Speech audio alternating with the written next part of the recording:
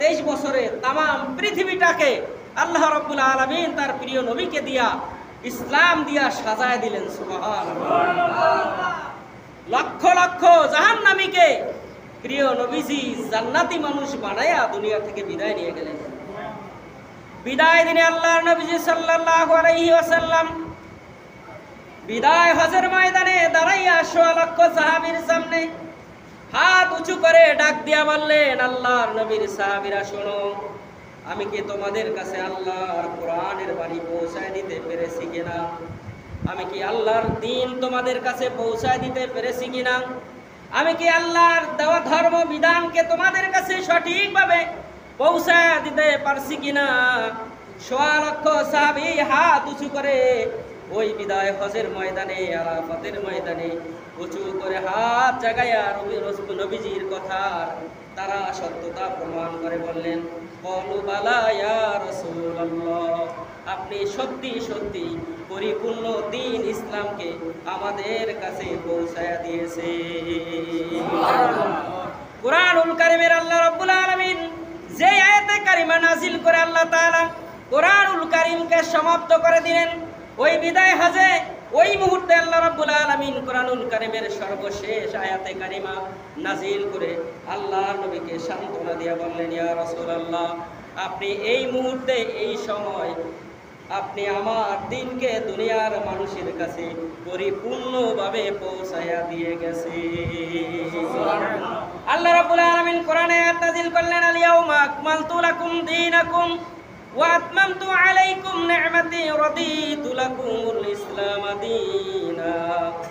হে নবী, আপনি আমার দ্বীনকে, আমার ধর্মকে, আমার জীবন ব্যবস্থাকে, আমার জীবন আদর্শকে এই মুহূর্ত পর্যন্ত পরিপূর্ণভাবে আপনি পৌঁছায় দিতে সক্ষম। আপনি দ্বীনকে পরিপূর্ণ করে দিয়ে গেছেন। সুবহানাল্লাহ। মূসা নবী আসছে, ঈসা নবী আসছে, আদম থেকে শুরু করে ঈসা নবী পর্যন্ত প্রত্যেক নবীকে আল্লাহ রাব্বুল আলামিন এক একটা গোত্রের জন্য পাঠাইছেন, এক একটা দেশের জন্য পাঠাইছেন, এক একটা সম্প্রদায়ের জন্য পাঠাইছেন। কিন্তু আল্লাহ রাব্বুল আলামিন আপনার আমার নবী আখেরি নবীকে শুধু একটা জাতির জন্য পাঠান নাই, তামাম পৃথিবীর মানুষ এবং জিন জাতি, মানুষ এবং প্রাণী সকল কিছুর উপরে আল্লাহ রাব্বুল আলামিন নবী হিসাবে পাঠাইছে। সকল নবীরা আসছে এক একটা দেশে, একটা দেশের জন্য একজন নবী আল্লাহ পাঠাইছেন, একটা বংশের জন্য আল্লাহ রাব্বুল আলামিন অনেক নবী পাঠাইছেন। পৃথিবীতে সবচাইতে বেশি নবী আসছে বনি ইসরাইলে। এই বনি ইসরাইল কিন্তু একটা দেশ না, বনি ইসরাইল একটা গোত্র, একটা বংশের নাম। একটা বংশের জন্য আল্লাহ রাব্বুল আলামিন অসংখ্য নবী পাঠাইছেন, ওই বংশটাকে আল্লাহ তাআলা জান্নাতি বানানোর জন্য। কিন্তু আমার আপনার নবীকে একটা বংশে, একটা দেশের জন্য আল্লাহ পাঠায় নাই। শুধু আরবের জন্য আল্লাহ নবীকে পাঠাইছেন না, বাংলাদেশের জন্য, ভারত উপমহাদেশের জন্য, এশিয়া মহাদেশের জন্য না, তামাম পৃথিবীর সকল মানুষ এবং জিন জাতির জন্য আল্লাহ তাআলা আমার আপনার নবীকে রহমাতাল লিল আলামিন হিসেবে পাঠাইছেন। কত বড় সম্মান দিয়া, ইজ্জত দিয়ে আল্লাহ তাআলা আপনার আমার নবীকে দুনিয়ায় পাঠাইছেন। সেই নবীকে আল্লাহ বলেন যে আপনি এই মুহূর্তে আমার দ্বীনকে পরিপূর্ণভাবে মানুষের কাছে পৌঁছায় দিতে সক্ষম হয়েছেন। আল্লাহর নবীজি দ্বীন পাইলেন, ধর্ম পাইলেন, দ্বীনের দাওয়াত দিলেন, ধর্মের দাওয়াত দিলেন, কোরআনের দাওয়াত দিলেন, ইসলামের দাওয়াত দিলেন, জীবনের শেষ কথা বলে গেলেন। আল্লাহর নবীজি জীবনের শেষ মুহূর্তে মৃত্যু যখন আজরাইল যখন বুকের উপর হাত রাখলেন, ওই সময় আল্লাহর নবীজির জবান থেকে একটা শব্দ বের হয়েছিল, আসসালাত আসসালাত আসসালাত ওয়া মা মালাকাত আইমানুকুম। ও আমার উম্মতেরা, নামাজ নামাজ নামাজ জীবনেও ছেড়ে দিও না। স্বামীর কথা বলেন নাই, স্ত্রীর কথা বলেন নাই, জামাইয়ের কথা বলেন নাই, নাতির কথা বলেন নাই, কলিজার টুকরা সন্তানের কথা বলেন নাই। সুবহানাল্লাহ। শুধু উম্মতের চিন্তায় সারাটা জীবন পেরেশান ছিলেন। আল্লাহর নবীজি নামাজ পড়লেন, ইমাম হাসান হোসেন ছোট মানুষ আল্লাহর নবীজির পিঠে উঠা বললেন, এই ঘোড়া চল, এই ঘোড়া চল। আল্লাহর নবীজিকে ঘোড়া বানালেন। আল্লাহ রাব্বুল আলামিন বললেন, নবী হে, যতক্ষণ পর্যন্ত আমার হোসাইনের ঘোড়া দৌড়ানোর আপিত্য না মিলে ততক্ষণ পর্যন্ত আপনি সেজদা থেকে মাথা উঠাবেন না। সুবহানাল্লাহ। আর আমরা ছোট বাচ্চাদেরকে মসজিদে আসতে দেখলে বেটকি দেই, কি বলেন, বেটকি দেই না? বড় আফসোস, ছোট বাচ্চারা আসলে তাদেরকে পাশে বসায়া মাথায় হাত দিয়ে আদর করবেন আর বলবেন প্রত্যেক দিন আসবা, আসলে পুরস্কার দেওয়া হবে। ওদেরকে লোভ দেখান, আল্লাহর ঘরে আসার জন্য তাদেরকে হাদিয়া দেন, একটা লজেন দেন, একটা বিস্কিট দেন, দেখবেন হানে। কারণ আমরা যখন থাকবো না তখন এই মসজিদ আবাদ করবে কারা? আজকে যদি তাদেরকে আমরা মসজিদে আসতে না দেই, আমাদের প্রজন্ম যাওয়ার পরে মসজিদ খালি পড়ে থাকবে, কি বলেন, থাকবে না?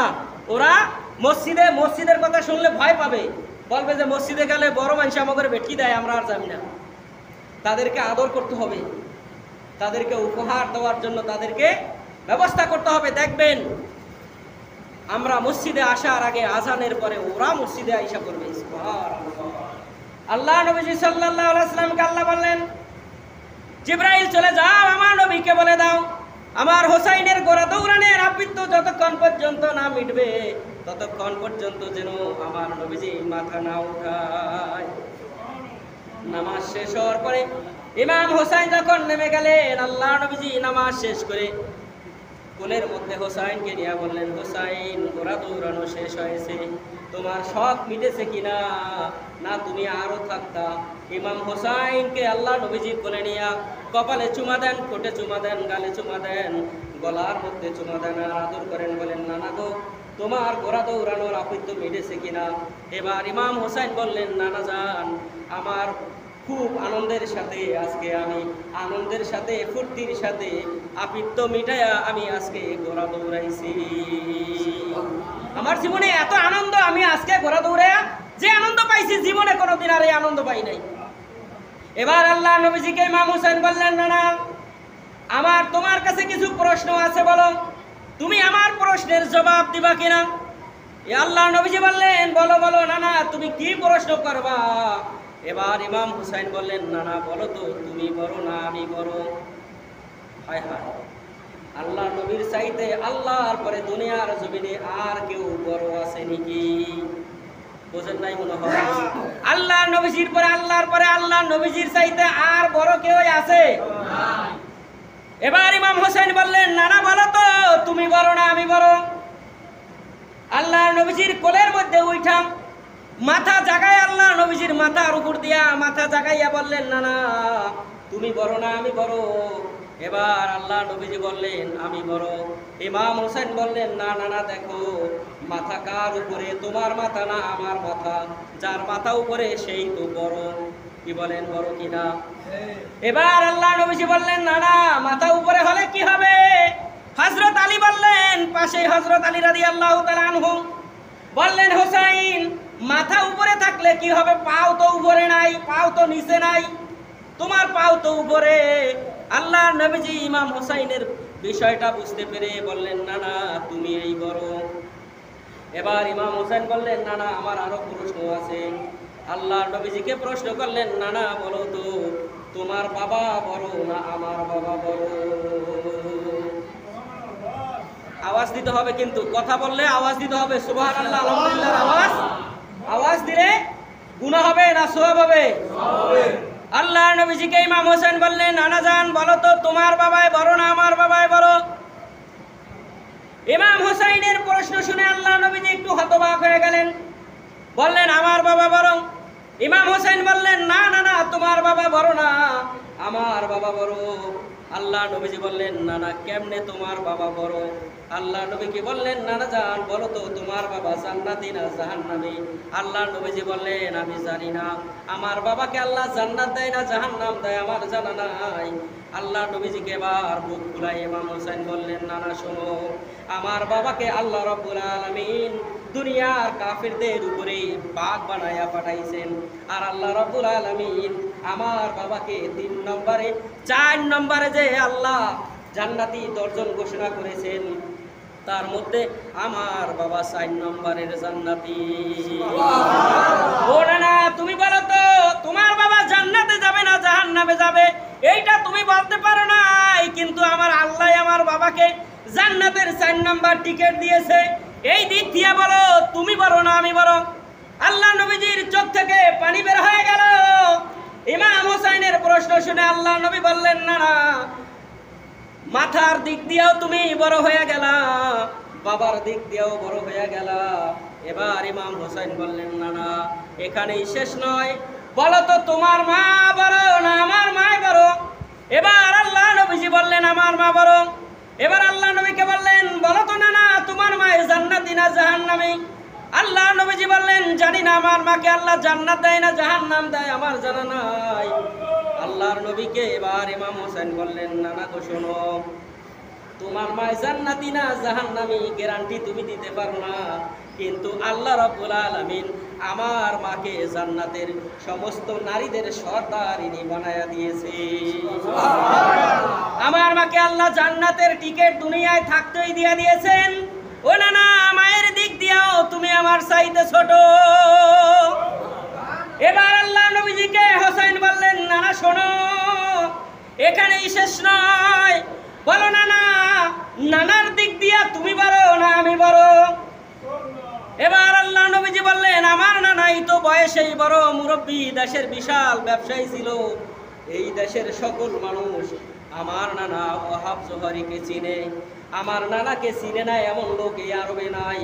এবার আল্লাহ নবীজিকে বললেন, ইমাম হোসেন, নানা যান, শোনো, তোমার নানাকে শুধু এই আরবের মানুষেরাই চিনে, তুমি কি আমার নানাকে চিনো, যাকে আল্লাহ রাব্বুল আলামিন ইমামুল মুরসালিন, খাতামুন নবিয়্যিন, শাফিউল মুসলিমিন হিসাবে, রাসূলদের রাসূল, নবীদের নবী, সেরা নবীদের সেরা আল্লাহ রাব্বুল আলামিন সকল নবীদের উপর নবী বানাইয়া আমার নানাকে আল্লাহ দুনিয়ায় পাঠাইছে।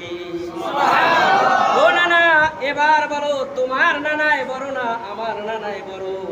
এবার আল্লাহর নবী চোখের পানি ছেড়ে দিয়া ইমাম হোসেনকে বুকের মধ্যে জড়ায়া ধরা জোরে বললেন, নানা গো, প্রত্যেকটা কাজেই তো আমি ছোট হয়ে গেলাম, তুমিই তো সমস্ত দিক দিয়া বড়। ও না, তোমার কাছে আমি একটা প্রশ্নেও পারলাম না। আল্লাহর নবীজি ইমাম হোসেনের কপালে চুমা দেন, ঠোঁটে চুমা দেন, গলায় চুমা দেন, ঘাড়ে চুমা দেন, গালে চুমা দেন। আর আল্লাহ নবীজি আদর করে বললেন, হোসাইন, আজকে আমি ঠকে গেলাম, তোমার লগে একটা প্রশ্নও আমি পারলাম না। ইমাম হোসেন রাদিয়াল্লাহু তাআলা আনহুকে এইভাবে আদর করতেন আল্লাহর নবীজি। আল্লাহ রাব্বুল আলামিন প্রিয় নবীকে দুনিয়ায় পাঠাইলেন। আল্লাহ তাআলা কমসে কম 3000 মুজিজা আমার নবীকে আল্লাহ দান করলেন। প্রত্যেক নবীকে আল্লাহ রাব্বুল আলামিন দুনিয়ায় মুজিজা দান করেছেন। একটা নবীকেও আল্লাহ তাআলা মুজিজা ছাড়া দুনিয়ায় পাঠান নাই। আমার আল্লাহ রাব্বুল আলামিন যত নবী এই দুনিয়ায় পাঠাইছেন, সকল নবীকে আমার আল্লাহ রাব্বুল আলামিন মুজিজা দান করেছেন। আদম আলাইহিস সালামকে মুজিজা দিয়েছেন, নূহ আলাইহিস সালামকে মুজিজা দিয়েছেন, ঈসা নবী পর্যন্ত প্রত্যেক নবীকে মুজিজা দিয়েছেন, একটা দুইটা করে। কিন্তু আমার আপনার নবীকে আল্লাহ রাব্বুল আলামিন কমসে কম 3000 মুজিজা দিয়া দুনিয়ায় পাঠাইছে। প্রত্যেক নবীর মুজিজা তার জমানায় শেষ। প্রত্যেক নবীজির মুজিজা, নবী ও দুনিয়ার থেকে বিদায়, মুজিজাও শেষ। তাদের মুজিজার আর কোনো কার্যকারিতা ছিল না। তাদের মৃত্যুর পরে আর কোনো মুজিজা তাদের ছিল না। তাদের মুজিজায় আর কোনো কাজ হয় নাই। কিন্তু আমার আপনার নবীকে যত মুজিজা আল্লাহ তাআলা দিয়েছেন, নবী চলে গেছে, কিন্তু কিয়ামত পর্যন্ত মুজিজা শেষ হবে না। সুবহানাল্লাহ। আল্লাহ রাব্বুল আলামিন আমার আপনার নবীর প্রথম যেই মুজিজা, শ্রেষ্ঠ মুজিজা, এক নম্বরের যেই মুজিজা, সেটাই হলো আল্লাহর কোরআন। কোরআনের মুজিজা শেষ হয়ে গেছে? কোরআন যত পড়বেন ততই মুজিজা বের হবে, যতই বিজ্ঞানীরা পড়বে ততই আবিষ্কার দুনিয়ায় বের হয়ে যাবে। বলেন তো, মানুষ আগে আকাশে উড়ছে না পাখিরা আগে আকাশে উড়ছে? পাখিরা আগে আকাশে উড়ছে না? পাখিদের ওরা দেখে, আমার নবীজির আকাশে ওরা দেখে তারা বিমান বানাইছে, রকেট বানাইছে, স্যাটেলাইট বানাইছে না বানায় নাই? আমার নবীজির মুজিজা দেখে দেখে তারা মুজিজা তৈরি করেছে, তারা বিভিন্ন আবিষ্কার করেছেন। কিন্তু সকল নবীদের মুজিজা তাদের জমানায় মৃত্যুর পরে শেষ হয়ে গেছে, আর তাদের মুজিজার কোনো মূল্য নাই। কিন্তু আমার আপনার নবীর মুজিজা কিয়ামত পর্যন্ত শেষ হবে না। আমার নবীর মুজিজা থেকে আমি দুই একটা মুজিজার কথা শুধু বলবো। আল্লাহর নবীজি সাল্লাল্লাহু আলাইহি ওয়াসাল্লাম ১৫০০ সাহাবীদেরকে নিয়ে সফরে বের হলেন। সফর পর্যন্ত সফরে বের হলেন। আল্লাহর নবীজির কাছে সকল সাহাবায়ে কেরাম যেতে লাগলেন। বললেন, ইয়া রাসূলুল্লাহ, ইয়া হাবিবাল্লাহ, আমাদের কাছে যেই পানিগুলো ছিল, পানিগুলো শেষ হয়ে গিয়েছে। এখন আমরা কি পান করব? কি দিয়া উযু করব? কি দিয়া গোসল করে আমরা নামাজ আদায় করব ইয়া রাসূলুল্লাহ? সেই ব্যবস্থা তো আমাদের কাছে নাই, আমাদের পানি শেষ। আল্লাহর নবীজি বললেন, আমার কাছে এই যে ছোট্ট একটা চামড়ার ব্যাগ ছিল আল্লাহর নবীজির সাথে, চামড়ার মশক ছিল, এটার মধ্যে আল্লাহর নবীজি পানি রাখতেন, ওখান থেকে পানি পান করতেন। আল্লাহর নবীজির কাছে যখন বলা হলো, ইয়া রাসূলুল্লাহ, আমাদের কাছে যেই পানি ছিল পানিগুলো শেষ। আল্লাহর নবীজির সাহাবী হযরত জাবের রাদিয়াল্লাহু তাআলা আনহু থেকে বর্ণনা, বুখারী শরীফে হাদিসখানা বর্ণিত হয়েছে। হাদিস নাম্বার 4150, 4152 নম্বর হাদিস বুখারী শরীফের। হযরত জাবের বলেন, আমি রাসূলুল্লাহ সাল্লাল্লাহু আলাইহি ওয়াসাল্লামকে বললাম, ইয়া রাসূলুল্লাহ, আমাদের কাছে কোনো পানি নাই, এখন আমরা উযু করব কি দিয়া? কি পানি খাবো? কোথার থেকে? কি দিয়া আমরা গোসল করব? কি দিয়ে আমরা পবিত্রতা হয়ে নামাজ আদায় করব? ইয়া রাসূলুল্লাহ, আমাদের কাছে আর তো কোনো ব্যবস্থা নাই। এবার আল্লাহর নবীজি বললেন, ও জাবের, আমার কাছে এই যে একটুখানি পানি আছে, এই পানি দিয়া তো এতটি মানুষের উযু গোসল করা খাওয়া তো সম্ভব হবে না। আল্লাহ নবীজি বললেন, তাহলে আমরা কি করব? আল্লাহ রাব্বুল আলামিনের কাছে আল্লাহ তাআলার প্রিয় হাবিব সাহায্য চাইলেন। আল্লাহ তাআলা তার নবীকে মুজিজা দিলেন। ছোট্ট একটা মশক, চামড়ার ছোট্ট একটা ব্যাগ বাম হাতের মধ্যে আল্লাহর নবীজি নিলেন, যেটার মধ্যে সামান্য পানি ছিল। আল্লাহর নবীজির 4টা আঙ্গুল এইভাবে করে ব্যাগের মধ্যে ঢুকায় দিলেন। সুবহানাল্লাহ। ছোট্ট একটা ব্যাগের মধ্যে বাম হাতে ব্যাগটা নিয়ে আল্লাহর নবীজি ডান হাত দিয়ে এইভাবে ব্যাগটার মধ্যে আঙ্গুলগুলো ঢুকায় দিলেন। আল্লাহর নবীজির সাহাবী হযরত জাবের রাদিয়াল্লাহু তাআলা আনহু বলেন, আমি শুধু দেখলাম আল্লাহর নবীজির আঙ্গুলগুলো ব্যাগের মধ্যে ঢুকলো, তল দিয়া আল্লাহর নবীজির আঙ্গুলের কুদরতি আঙ্গুলের কারণে আল্লাহ রাব্বুল আলামিন পানির ঝর্ণা বের করে দিলেন। সুবহানাল্লাহ। আল্লাহর নবীজি বললেন, আমি দেখলাম পানির ঝর্ণা বের হইতেছে। আল্লাহর নবীর সাহাবী হযরত আনাস রাদিয়াল্লাহু তাআলা আনহু বলেন, আল্লাহর নবীজির সাহাবী জিজ্ঞাসা করলেন, ও জাবের? হযরত জাবের বললেন, আমরা আল্লাহর নবীজির হাতের ইশারায়, হাতের পরশে যে ঝর্ণা বের হয়েছিল, ওই ঝর্ণা থেকে আমরা তৃপ্তি সহকারে পানি পান করলাম। যাদের ওযু লাগলো তারা ওযু করে নিল, যাদের গোসল লাগলো তারা গোসল করে পবিত্রতা হয়ে গেল। এরপরে দেখলাম আল্লাহর নবীজিকে সাহাবীকে জিজ্ঞাসা করলো, জাবের, ওই জায়গায় তোমরা আল্লাহ নবীজির সাথে কতজন সাহাবী ছিলাম? এবার জাবের বলল, তা কমপক্ষে ১৫০০ হবে। সুবহানাল্লাহ। আল্লাহর নবীজির কাছে কমসে কম ওই সফরে আমরা ১৫০০ সাহাবী ছিলাম। আমি আশ্চর্য হয়ে গেলাম। হযরত জাবের বললেন, খালি ১৫০০ নয়, ওই জায়গায় আল্লাহ নবীর হাতের কুদরতি ইশারায় মুজিজায় যে পানি বের হইতেছিল, ওই পানিগুলো যদি ১,০০,০০০ সাহাবীও আমরা ওই জায়গায় থাকতাম, তারপরেও আল্লাহর নবীর হাতের ইশারায় ঝর্ণার পানি শেষ হতো না। চিন্তা করেন, কি মুজিজা দিয়ে আল্লাহ নবীকে আল্লাহ তাআলা দুনিয়ায় পাঠিয়ে দিয়েছেন। আল্লাহ নবী সাল্লাল্লাহু আলাইহি ওয়াসাল্লামের হাতের মুজিজায় কমসে কম ১,০০,০০০ সাহাবীদের পানি পানের ব্যবস্থা হতো, পানি গোসলের ব্যবস্থা হতো, ওযুর ব্যবস্থা হয়ে যাইত।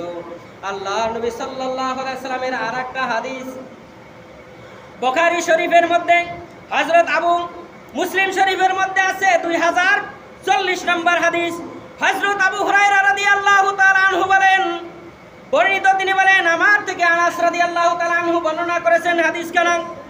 হযরত আনাস বলেন, আমরা আল্লাহ নবীজি সাল্লাল্লাহু আলাইহি ওয়াসাল্লামের সাহাবী হযরত আবু তালহা রাদিয়াল্লাহু তাআলা আনহুর বাড়িতে গেলাম। আবু তালহার স্ত্রীর কাছে আবু তালহা বলল, ও স্ত্রী স্ত্রী গো, আল্লাহর নবীজির কণ্ঠের আওয়াজ শুনতে পেলাম, কিন্তু আওয়াজটা এত দুর্বল ছিল, মনে হয় যেন আল্লাহর নবীজি খুবই ক্ষুধার্ত ছিল।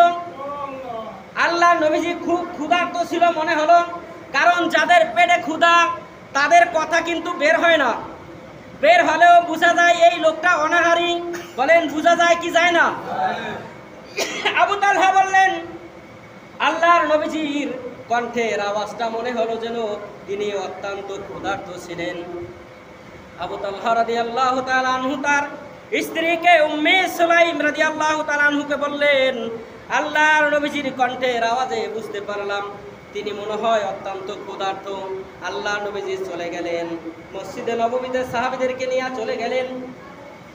এবার আবু তালহা বললেন, ও উম্মে সুলাইম, আমাদের ঘরে কি কোনো খানা পিনা আছে কিনা? উম্মে সুলাইম বলেন, ও আল্লাহর নবীর সাহাবী, ও আল্লাহর নবীর সাহাবী আবু তালহাকে বলতেছেন, স্বামীকে বলতেছেন, আবু তালহা, আমাদের ঘরে কয়েক টুকরা জবের রুটি আছে। আল্লাহর নবীজির সাহাবী, মহিলা সাহাবী উম্মে সুলাইম রাদিয়াল্লাহু তাআলা আনহু হযরত আনাস রাদিয়াল্লাহু তাআলা আনহুকে বলতেছেন, আনাস রাদিয়াল্লাহু তাআলা আনহুকে তার গায়ের ওড়নাটা, তার পরনে যেই ওড়না তিনি ব্যবহার করেন, ওড়নাটা দিয়া দিলেন। ওড়নার একটা কোণার মধ্যে কয়েকটা রুটির টুকরা বেঁধে হযরত উম্মে সুলাইম রাদিয়াল্লাহু তাআলা আনহু আনাস রাদিয়াল্লাহু তাআলা আনহুকে বললেন, আনাস, এই রুটিগুলো আল্লাহর নবীর কাছে নিয়ে যাও, কারণ পথে অনেক সাহাবায়ে ক্ষুধার্ত আছে, তোমার রুটিগুলো যদি দেখে তাদেরও খেতে ইচ্ছা করবে, তোমার থেকে রুটিগুলো চাইবে। এই জন্য ওনার এক মাথায় রুটিগুলো বেঁধে আর এক মাথা দিয়া ঢেকে দিয়া তার গায়ে পরাইয়া বললেন যে আল্লাহ নবীজির দরবারে চলে যাও। হযরত আনাস বলেন, আমি আল্লাহ নবীজির দরবারে চলে গেলাম, যাই দেখলাম মসজিদে নববীর মধ্যে অসংখ্য সাহাবীদেরকে নিয়ে আল্লাহ নবীজি বসা।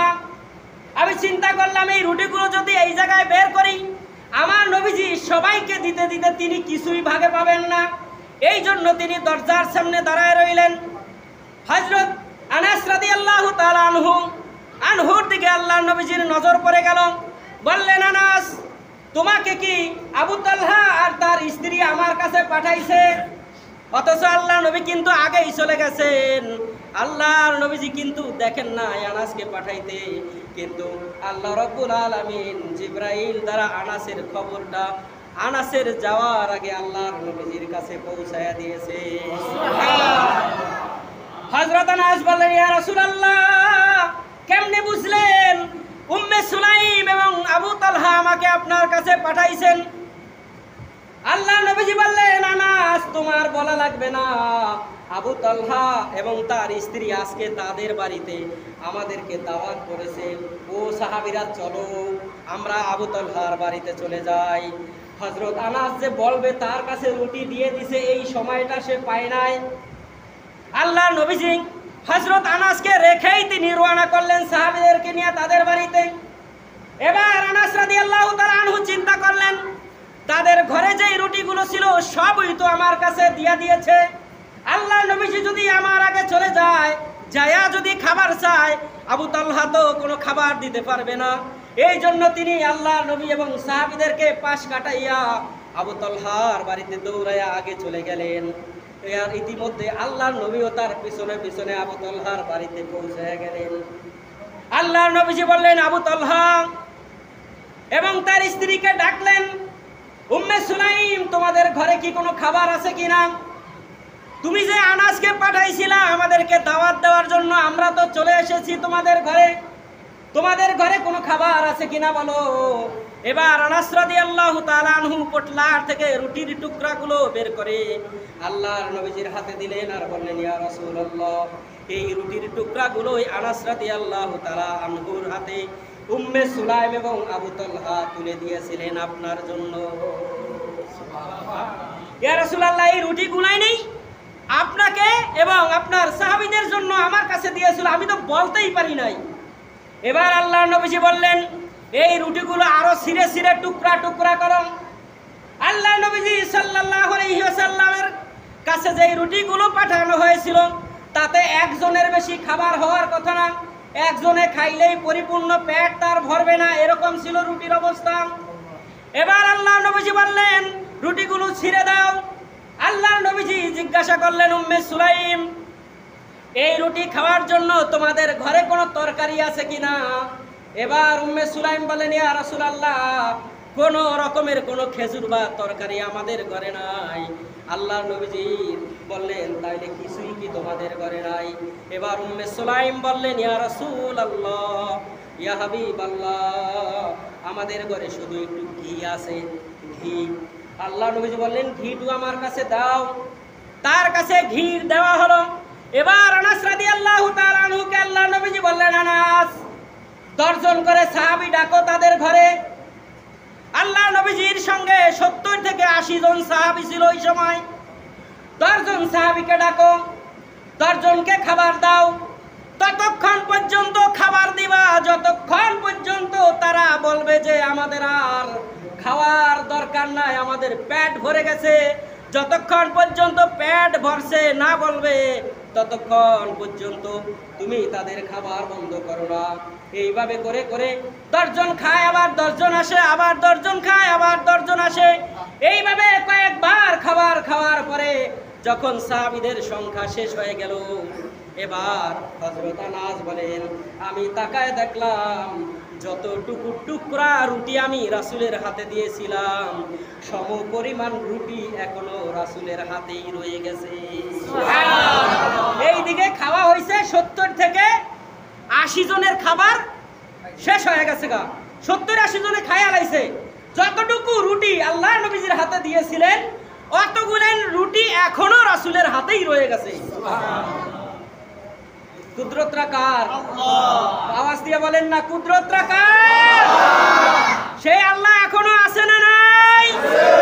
হযরত মুসা আলাইহিস সালাতু ওয়াস সালামের জামানা, হযরত মুসা আলাইহিস সালামের জামানায় বনি ইসরাইলের মানুষগুলো ছিল জাদুকর। ওরা জাদুবিদ্যা বেশি পছন্দ করত। আল্লাহর নবীজি হযরত মুসা আলাইহিস সালাতু ওয়াস সালামের সামনে জাদুর বিদ্যা দেওয়া হবে। মুসা আলাইহিস সালাতু ওয়াস সালামের সামনে ফিরাউনের লোকজন জাদুর বিদ্যা দিয়া বড় বড় বাঘ সিংহ বানাইলেন, সাপ বিচ্ছু বানাইলেন। তারা যখন মাঠে ছেড়ে দেওয়া হলো, হযরত মুসার হাতে ছিল মাত্র একটা লাঠি, আল্লাহ তাআলার কুদরতি মুজিজা। লাঠিটা নিয়ে ময়দানে হাজির হয়ে গেলেন। মুসা আলাইহিস সালাতু ওয়াস সালাম সাপ বিচ্ছু বাঘগুলো দেখে একটু সাময়িক ভয় পেয়ে গেলেন। আল্লাহ রাব্বুল আলামিন বললেন, ওই মুসা, ভয় পেও না, তোমার হাতে ওইটা কি? মুসা বললেন, আল্লাহ, এটা লাঠি।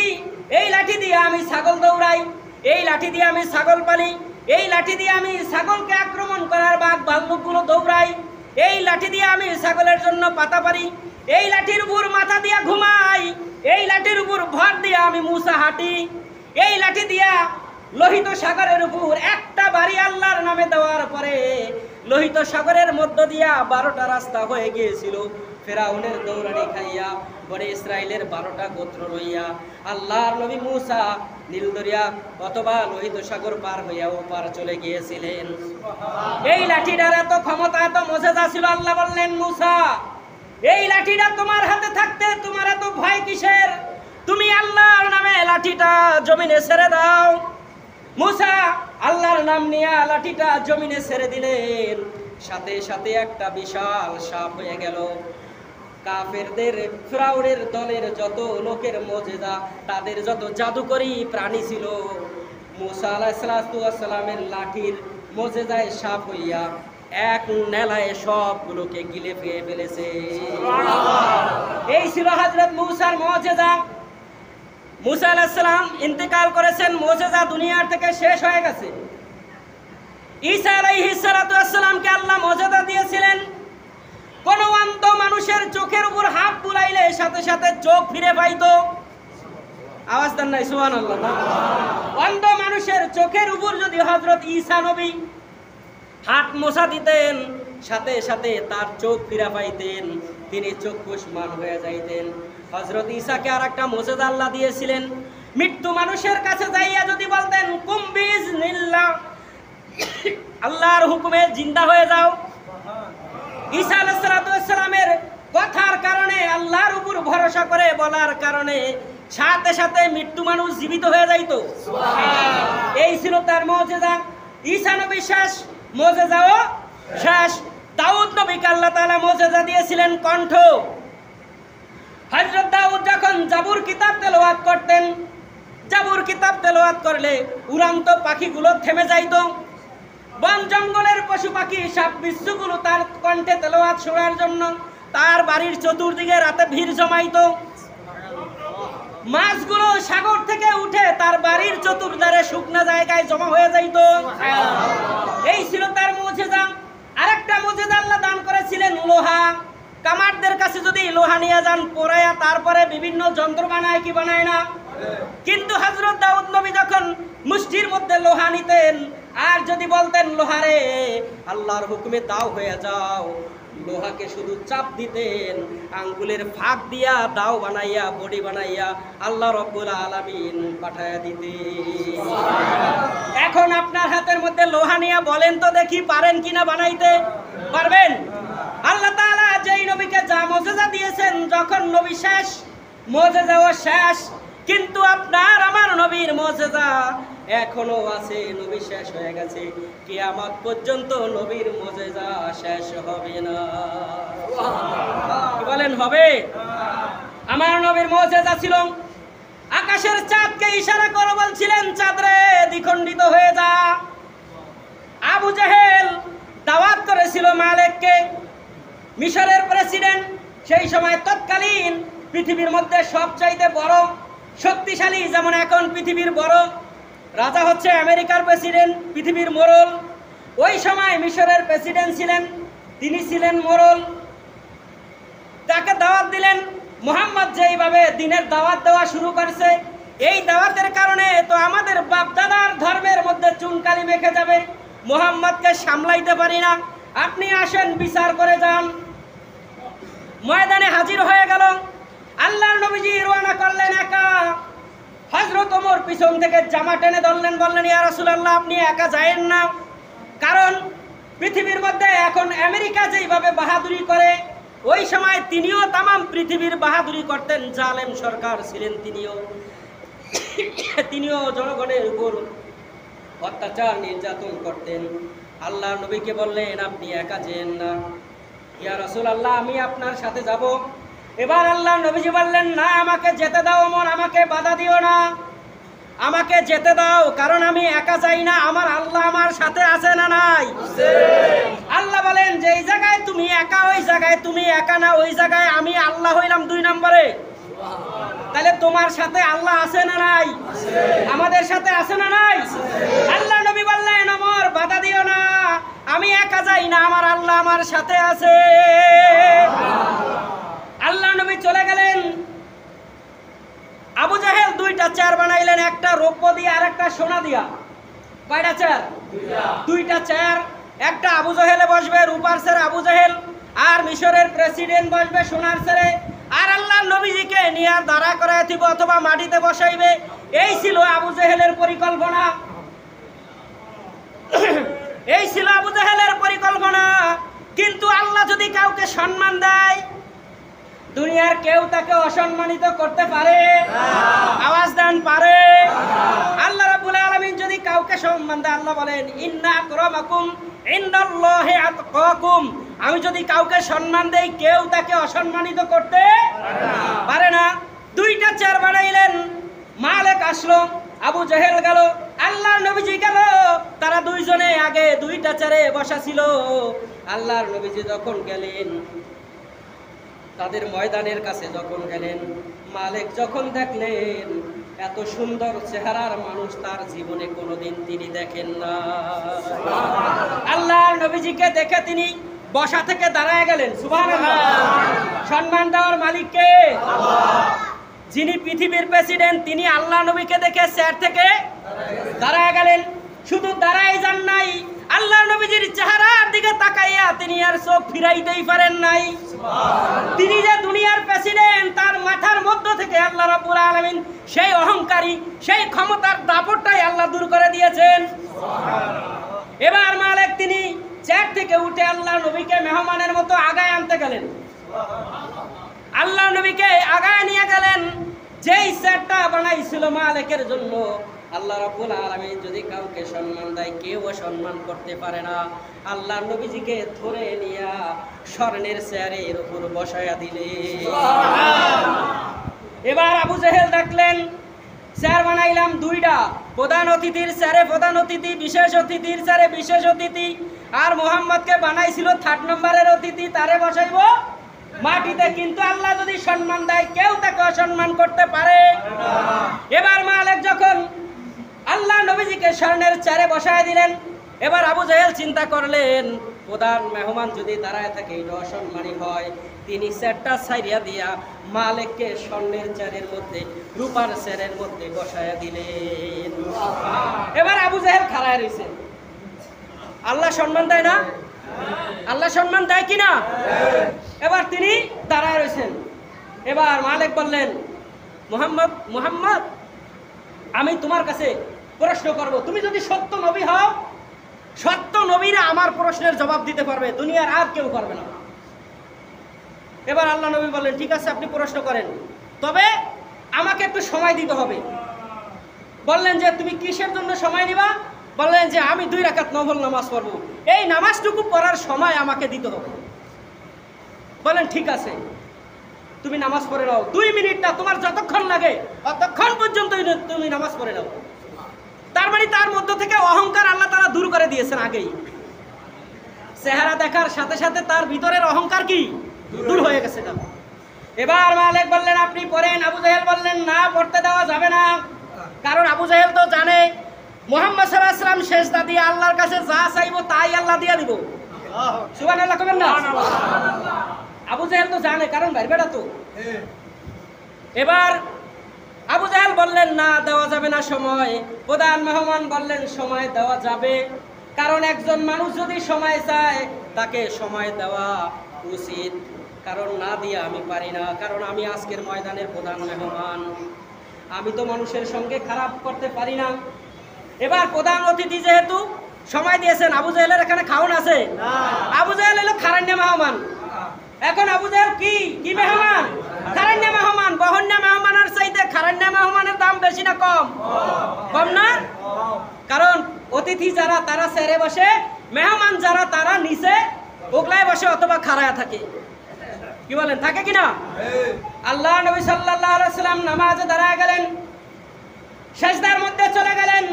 আল্লাহ রাব্বুল আলামিন আল্লাহর নবীকে সিজদার মাঝখানে 3টা প্রশ্নের জবাব শিখায় দিলেন। সুবহানাল্লাহ। যেই 3টা প্রশ্ন মালিক যেই 3টা প্রশ্ন করবেন মিশরের প্রেসিডেন্ট, সেই প্রশ্ন আল্লাহ নবী কিন্তু জানে না। জানে কিনা? জানে না। সিজদায় যখন পড়ে গেলেন, আল্লাহর কাছে সিজদার মধ্যে সাহায্য চাইলেন। আল্লাহ কি প্রশ্ন করে আমার তো জানা নাই, ও আল্লাহ তুমি প্রশ্ন সহকারে উত্তরগুলো আমাকে তুমি শিখায়া দাও। সিজদার মাঝখানে প্রশ্নের উত্তর এবং প্রশ্ন শিখায় দিলেন। নামাজ শেষ করে মালিক বললেন, মুহাম্মদ এবার তুমি আমার প্রশ্নের জবাব দিবা, আমি তোমাকে প্রশ্ন করব। আল্লাহ নবী বললেন ঠিক আছে, প্রশ্নের জবাব আমি আপনাকে দিব, শর্ত আছে আমার। এবার আল্লাহ নবীজি বললেন শর্ত আছে। মালিক বললেন কি শর্ত? এবার আল্লাহ নবীজি বললেন যদি আমি আপনার 3টা প্রশ্নের জবাব দিতে পারি, আপনার সাথে যারা আছে তাদেরকে নিয়ে ওয়াদা দেন মুসলমান হবেন কিনা। আর আল্লাহ নবীকে পাল্টা প্রশ্ন করলেন, যদি প্রশ্নের জবাব দিতে না পারো তুমি আমাদের ধর্মে আসবা কি আসবা না? আল্লাহ নবীজি বললেন আপনার প্রশ্নের জবাব দিতে পারলে যদি আপনারা আমার দলে আসেন, আমি কেন আপনার প্রশ্নের জবাব না দিতে পেরে যাব না? এটা কেমন হয়? এটা হয় কিনা? হয় না। আবার মালিক বললেন ঠিক আছে, এবার আপনার প্রশ্ন আপনার জবাবের কাছে আমি রেডি, আপনার প্রস্তাবে আমি রাজি আছি। এবার মালিক বললেন, ও মুহাম্মদ, ওই যে আকাশে চাঁদ দেখা যায়, ওই চাঁদটা যদি তুমি দ্বিখণ্ডিত করে দেখাইতে পারো, তাহলে আমার প্রথম প্রশ্ন, আকাশের চাঁদকে 2 খণ্ড করে দেখাও। আল্লাহ নবী সাল্লাল্লাহু আলাইহি ওয়াসাল্লাম বললেন, আকাশের দিকে শাহাদাত আঙ্গুলি ইশারা করে চাঁদকে বললেন, চাঁদরে আল্লাহর হুকুমে 2 খণ্ড হয়ে যায়। আল্লাহর নবীজি চাঁদ দিকে ইশারা করলেন, চাঁদটা টাস করে একটা আওয়াজ হলো, 2টা ভাগ হয়ে গেল। আল্লাহর নবীজির আস্তিনের মধ্যে ঢুকে গেলেন, আর একটা খণ্ড বাম হাতের জামার আস্তিনের মধ্যে ঢুকে গেল। প্রথম মর্যাদা শেষ, প্রথম প্রশ্ন শেষ, উত্তরও শেষ। উত্তর পেয়ে গেলেন। এবার বললেন, আমি বাড়িতে আমার একটা সন্তান আছে, এই সন্তানটা ছেলে না মেয়ে বলো। আল্লাহ নবীজি বললেন, আপনার একটা কন্যা সন্তান আছে। জীবনে আল্লাহ নবীজি মিশরে যান নাই, গেছে? তার যে কন্যা না পোলা আছে এটা কি হয় জানে? কিন্তু জানায় দিছেন কে? আল্লাহ। নামাজের মধ্যে যদি আল্লাহর কাছে সাহায্য চাওয়া হয়, আল্লাহ বলছেন, বান্দা সেজদা উঠানোর আগে আমি তার দোয়া কবুল করে নেই। আল্লাহ নবীজির 2 নাম্বার উত্তর রেডি হয়ে গেল। তিনি উত্তর দিয়ে দিলেন, পাশ করে গেলেন। 3 নাম্বার উত্তর দিয়ে দিলেন, আমার মেয়েটা বোবা না ভালো, উত্তর দেন। আল্লাহ নবীজি বললেন, আপনার মেয়েটা ভালো। এবার মালিক বললেন, না, আমার মেয়ে বোবা, আমার মেয়ে খোরা, আমার মেয়ে অন্ধ। আল্লাহ নবীজি বললেন, না, আপনার মেয়ের সবগুলো ঠিক আছে। এবার মালিক কেন বোবা বলছেন, তার উত্তর তিনিই দিতেছেন, আমি বোবা বলছি এই কারণে, আমার সন্তানটা জন্মের পর থেকে এই পর্যন্ত আমার ঘরের বাইরে কোনোদিন যায় নাই, কোনো পরপুরুষের সঙ্গে কথা বলে নাই, এই হিসাবে আমার মেয়ে বোবা। আপনার আমার সন্তান বোবা, আমার সন্তান পরপুরুষের লাগে কথা কয় কি কয় না? কি আমাদের সন্তানেরা কয় কি না? তার মানে সে একজন কাফের শাসক হয়েও তার সন্তানকে সে পর্দার মধ্যে রেখেছে। সুবহানাল্লাহ। এই হিসাবে তিনি বলছেন, আমার কন্যা বোবা। 2 নম্বর খোরা বলছেন এই কারণে যে আমার মেয়ে এই 2টা পাও দেয়া কোনোদিন বাড়ি থেকে বের হইয়া পরপুরুষের সঙ্গে দেখা করে না। সুবহানাল্লাহ। আল্লাহ নবীজি বললেন, এবার মালিক বললেন, আপনার 3টা প্রশ্নের জবাব হয়ে গেছে। এবার মালিক বললেন, ইয়া রাসূলুল্লাহ, আমি ওয়াদা দিয়েছিলাম আমি সবাইকে নিয়ে মুসলমান হয়ে যাব। এবার মিশরের প্রেসিডেন্টের সঙ্গে 1-2 জন ছিলেন না, 12,000 সৈন্য ছিল। সবাই আল্লাহর নবীজির হাতে হাত দিয়া কালেমা পড়ে সবাই মুসলমান হয়ে গেছে। সংখ্যা বাড়ায় কে? আল্লাহ। আল্লাহ ইজ্জত দেওয়ার মালিক কিনা? তুলিজুল লাইলা ফিন নাহার ওয়া তুলিজুন নাহারা ফিল লাইল ওয়া তুইজ্জু মান তাশা ওয়া তুযিল্লু মান তাশা বিয়াদিকাল খায়র। আল্লাহ বলেন, আমি কাউকে ইজ্জত দেই, কাউকে বেইজ্জত করি, কাউকে ক্ষমতা দেই, কার থেকে ক্ষমতা ছিনায়া নেই। মালিক কে? আল্লাহ। সে আল্লাহ আছে না নাই? আছে। ক্ষমতার পালাবদল হইছে কি হয় নাই? কি বলেন, হয় নাই? জালেম ক্ষমতায় আসবে, জুলুম করবে, আল্লাহ রাব্বুল আলামিন থাপ্পড় দিয়া ক্ষমতা ছিনায় নিয়ে যাইব। নাই কিনা? নিতে পারে কিনা? বিশ্বাস আছে? আছে। উপরওয়ালার হুর আছে তো বিশ্বাস? তাহলে বুঝতে হবে ক্ষমতার মালিক কে? সেই মালিকের হুর বিশ্বাস আমাদের আছে। আমরা যেন বিশ্বাস নিয়ে, ঈমান নিয়ে যেন দুনিয়ায় যতদিন বাঁচি ততদিন বেঁচে থাকবার তৌফিক যেন দান করে বলেন আমিন।